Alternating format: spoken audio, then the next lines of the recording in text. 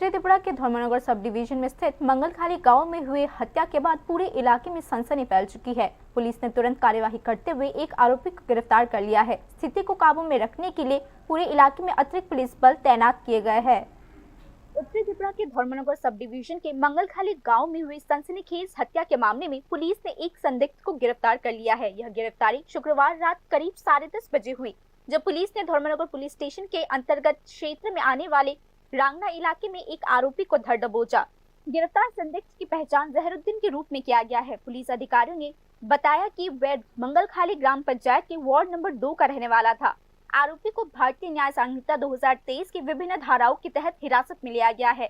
घटना की जांच में तेजी लाने के उद्देश्य से उससे पूछताछ शुरू हो चुकी है और जांच टीम को उम्मीद है कि उससे कुछ अहम जानकारी मिल सकती है। মঙ্গলখালীতে একটি নৃশংস হত্যাকাণ্ড হয়েছিল। সেখানে দেখেছিলাম আমরা খালেদ আহমেদের মৃত্যু হয়েছিল। দীর্ঘদিন থেকে আজকে কয়েকদিন থেকে সেই প্রসেসিং চলছিল। আজকে আমরা দেখেছিলাম যে একজন আসামিকে গ্রেফতার করা হয়েছে।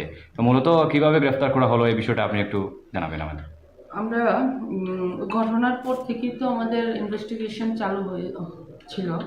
তার মধ্যে আমরা টেকনিক্যালের মাধ্যমে ওইটার ইনভেস্টিগেশনটা আমরা আগে যাইতেছিলাম।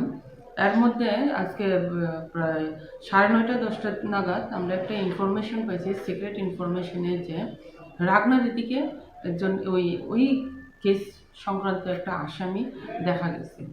তারপর ওই কেসের ইয়েতে এডিশনাল এসপি স্যার, আমি এসডিপিও স্যার, আমরা স্টাফ নিয়ে যখন ওই এরিয়াতে সার্চ করা হলো, তারপর একজন জহরউদ্দিন, যার ডাক নাম হচ্ছে সাবউদ্দিন, 42 ইয়ার্স, বাবার নাম হচ্ছে আপনার Jalal Uddin, Mangalkhali ward number 2 Dharmanagar PS, ওনাকে অ্যারেস্ট করা হলো।